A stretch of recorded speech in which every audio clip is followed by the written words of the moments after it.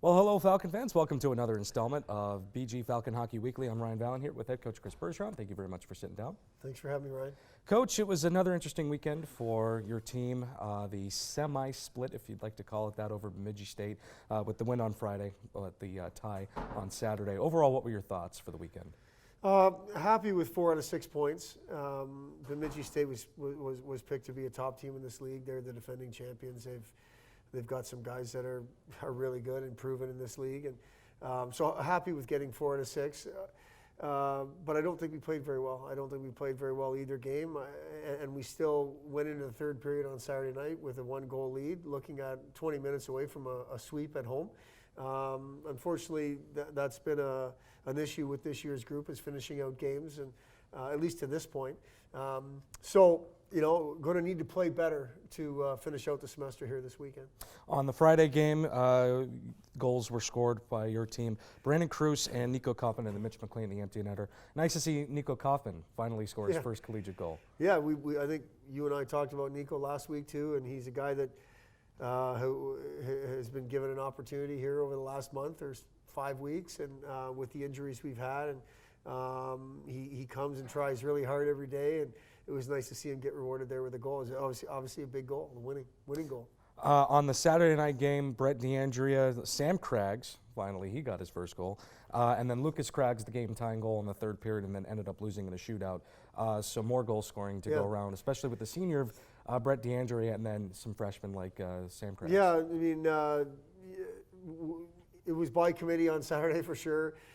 Sam's goal was just a hard work goal. It was basically him 1 versus 4, and he got rewarded there. And then down a goal with under a minute to go, Lucas scored.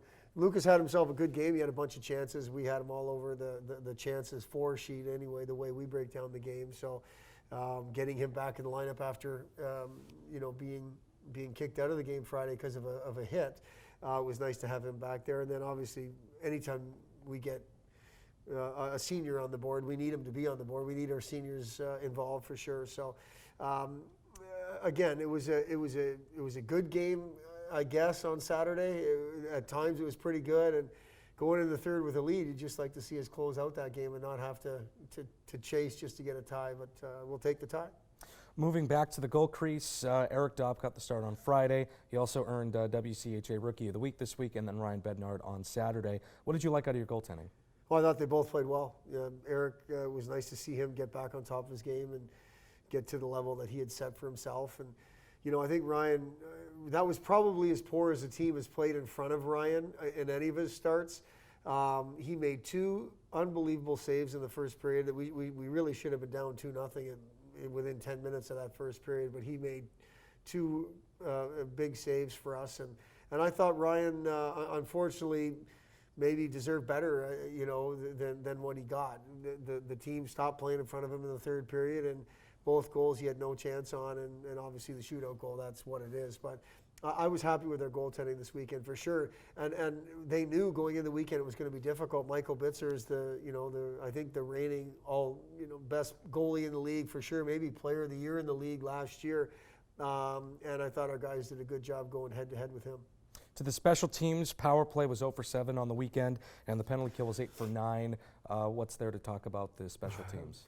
Obviously, not very good in the power play. The one penalty kill blemish there was a goal on Saturday that I didn't think we did a very good job of defending. But what sticks to my mind on that side of the special teams is the 5-minute major that we killed off on Friday, and I think we looked pretty good doing it. We're going to need the power play to play better. That's just all there is to it. There wasn't a whole lot of effort there. There wasn't a whole lot of energy on the power play, and that led to one and dones. That led to a lot of breaking the puck out because we couldn't retrieve it, which ultimately means not enough zone time, which ultimately means not enough chances, and then you get the 0 for 7 result. It's got to be better. Moving ahead to this weekend, Alabama-Huntsville comes into town. Huntsville just recently earned the split with Northern Michigan, but they look a little bit different than they did last year and years past. Well, I guess you're referring to the standings. I'm not sure. Well, I've always felt like it was just a matter of time. This coaching staff has brought in a mentality and a mindset to be better, and I think that those better players that they recruited, 2 and 3 years ago are now juniors and seniors, and now you're seeing the results of that. I don't think anybody's taken them for granted or lightly. I think they're a really good team. The one position that I don't know a whole lot about is the goaltending, because we used to see Carmine Guerrero all the time. It seemed like he was there for 6 years, but obviously he wasn't. Now he's graduated and moved on. And other than that, I think they've got underrated skill, which means you've got a good power play, which I know they do. And there's some belief there. And that's what's been growing. The belief is one of the things that you can't get belief until you start winning and start seeing some results. And I think this group believes more in themselves than years past because of the results. And good for them for that. I know they've worked really hard to try to get that program back in the conversation as far as the WCHA is concerned. And they're in the conversation for sure.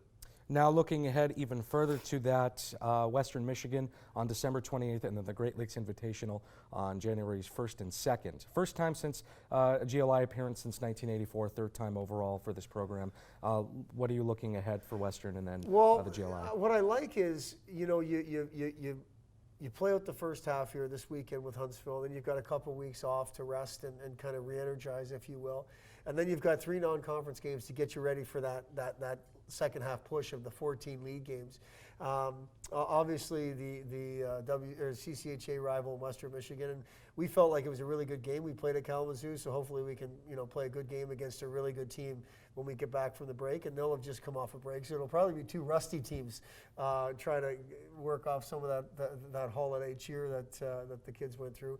And then the GLI, I mean, for me, it's a college hockey tournament that's standing the test of time for sure. It's my first time being a part of that tournament, which I'm excited about.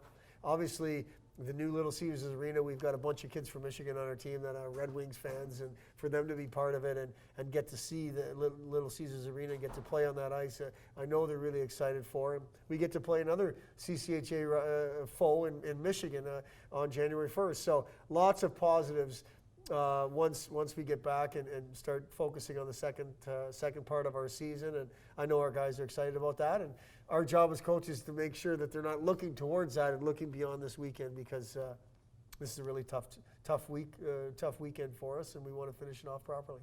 All right, thank you very much, Coach, for sitting down with me. And of course, you can catch every single game on the Falcon Radio Network. I will have you covered. And do not forget to follow BG Falcon Hockey on Twitter and Instagram with the handle @BG Falcon Hockey. Happy holidays, everyone.